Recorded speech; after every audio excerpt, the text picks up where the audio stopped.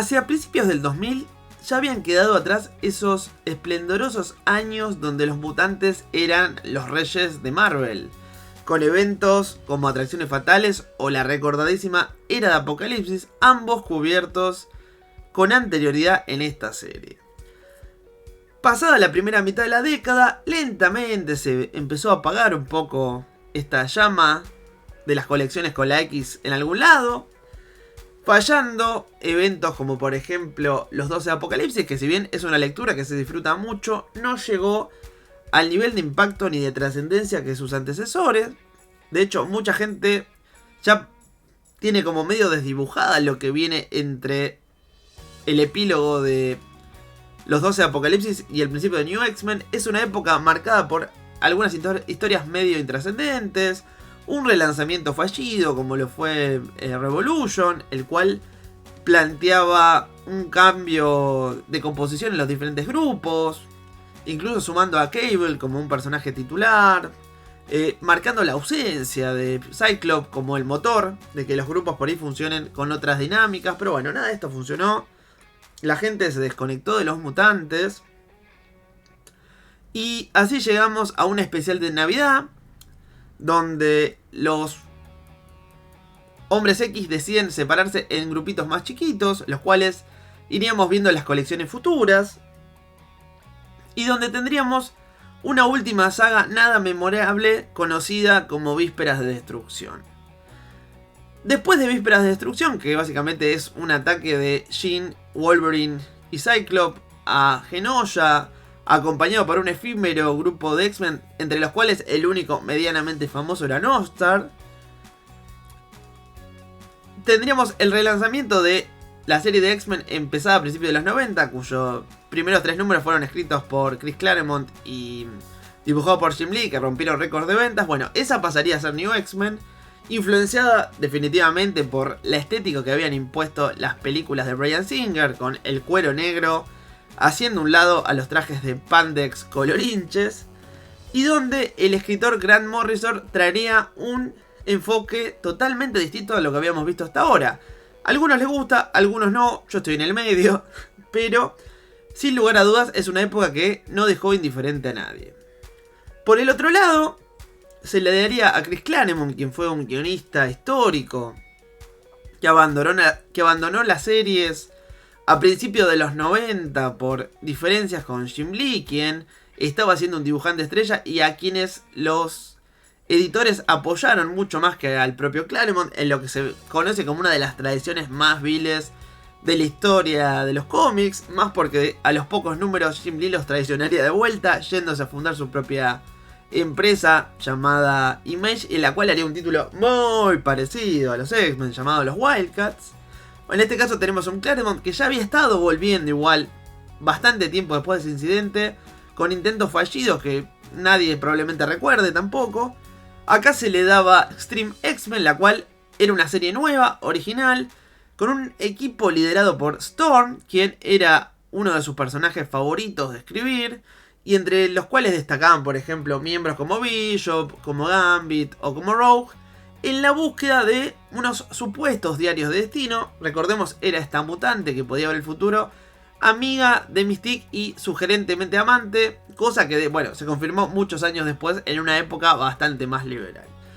Finalmente llegamos al título que lleva el título de este video, que es ni más ni menos que el histórico Uncanny X-Men, es decir, la colección original de los X-Men que fue creada allá en los 60 por Stan Lee y Jack Kirby. ¿Qué quedaba del título principal? Sí, por un lado teníamos a New X-Men con Wolverine, con Cyclops, con Jean, con Emma Frost, con Beast, con el profesor Javier, con la Mansión X, y a otro grupo viajando por el mundo con Storm, con Bishop, con Rogue, con Gambit, con Sage. Bueno, teníamos a otro grupito más chiquito y más discreto, sin un plan claro, sino eran más como aventuritas a lo largo del mundo también.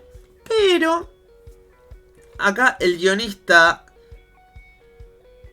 Joe Casey, quien fue el encargado de escribir los primeros 15 números de esta época, decide apelar a un estilo bastante más oscuro, surrealista en ocasiones, esotérico en otros, haciéndose siempre de la noche como elemento para mostrar una frialdad un poco menos vista en los otros títulos, que generalmente todo era de día, digamos. Acá se movía mucho en ambientes urbanos, de noche, con grupitos reducidos de personajes, entre los cuales estaban el mismo Wolverine, a quien aparentemente había podido conseguir, a pesar de estar siendo parte de la alineación principal de New X-Men. Teníamos a un Iceman, quien en los 90 había bajado bastante en importancia. Teníamos a Arcángel, que lo mismo, durante los 90 había sido un personaje bastante poco relevante. Y el regreso triunfal de Nightcrawler, quien, si bien ya había vuelto hace algunos años, había estado desaparecido durante la mayor parte de los 80 y de los 90, siendo el líder del equipo europeo Excalibur. Entonces, con este cuarteto formado tenemos una historia que primero arranca con un extrañísimo primer número ambientado básicamente en lo que podría ser cualquier número de New X-Men, es decir, en la Mansión Javier, con Wolverine y con Jean, quien curiosamente no volvería a aparecer en esta colección, ni es parte de esta alineación. O sea, no sé por qué eligieron arrancar con Junkan y así. Quizás para hacerle un gancho a New X-Men, como publicidad, como forma de hacerlas más coherentes entre sí, no sé. Y donde Jean y Wolverine enfrentaban a un nuevo mutante que terminaban derrotando al final del mismo número y que no tenía mayor trascendencia. De ahí en más, como dije, tenemos a este cuarteto vistiendo trajes negros en la misma sintonía que New X-Men, pero diferente que Extreme X-Men, donde veíamos diseños más colorinches y plásticos que en mi opinión por lo menos no funcionaban. De hecho, seguramente muy pocas personas lo deben recordar el día de hoy. Teniendo pequeñas, como dije, aventuras urbanas, oscuras, destacándose por ejemplo una donde Chambers, quien era este personaje tan llamativo de Generación X, quien no podía controlar el fuego que salía por su boca y que usaba como una suerte de bufanda. O sea, estéticamente estaba muy bueno Chambers. Bueno, teníamos como Chambers involucrada con una cantante famosa, y de ahí daba pie a un montón de situaciones donde intervenían los X-Men. Después tenemos la inclusión de un nuevo mutante, cosa que hacía bastante que no pasaba, Stacy X en este caso, quien tiene el interesantísimo poder de las feromonas, lo que da pie a muchas cosas.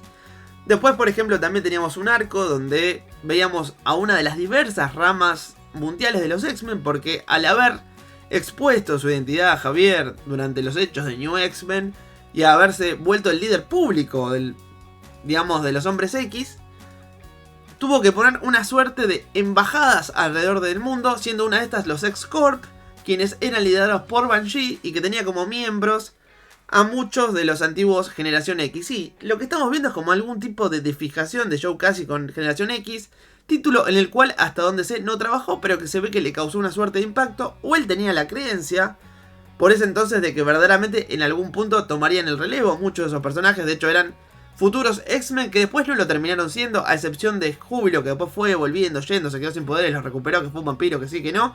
Pero la verdad que quedaron todos medio en el olvido, perdiendo años después sus poderes, falleciendo de una forma totalmente espantosa, que seguro les voy a traer en un video, y retornando sin demasiada gloria en la era Krakoa.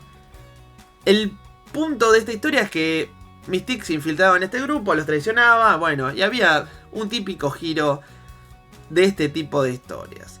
¿Qué nos queda entonces de esta época de Uncanny X-Men? Bueno, después se iría Joe Casey, vendría Chuck Austen, quien escribiría en la transición entre lo que quedaba de New X-Men y lo que vino después, con el fallecimiento de Jean Grey, y un regreso a las bases desde lo estético, porque si bien estaba bueno esto de adherirse a las películas, ya el negro había empezado a cansar un poquito, y los lectores estaban pidiendo otra vez volver a los colores, a lo de siempre, digamos. Recuerden que los cómics, cualquier cómic, el título que sea, los cambios son buenos por un tiempo. La gente siempre después quiere volver al statu quo. Por eso siempre viven como en esas líneas de tiempo flotante donde todo es medio circular. Es como después de una cantidad de tiempo que pueden ser meses o incluso años, todo vuelve a como era en un principio. Si no, vean por ejemplo en DC, alejándonos un poquito de Marvel, cómo terminaron regresando de todas maneras a Al Jordan y a Barry Allen. Cosa que voy a cubrir en unos futuros videos, así que los invito a que si quieren se suscriban a esta serie, así están al tanto de cuando lo subo. Bueno, esto fue un repasito por una de las épocas menos nombradas de la colección. Me pareció que habiéndola leída estaba bueno compartirla con ustedes. ya que cubrimos a su serie hermana New X-Men. Quizás algún día también cubra Extreme X-Men. El tema es que no la leí por completo, leí algunas cosas sueltas y tendría que primero leerla para después poderla narrar o compartir o opinar. O sea, no me gusta hablar sin saber, solo hablo de lo que leí.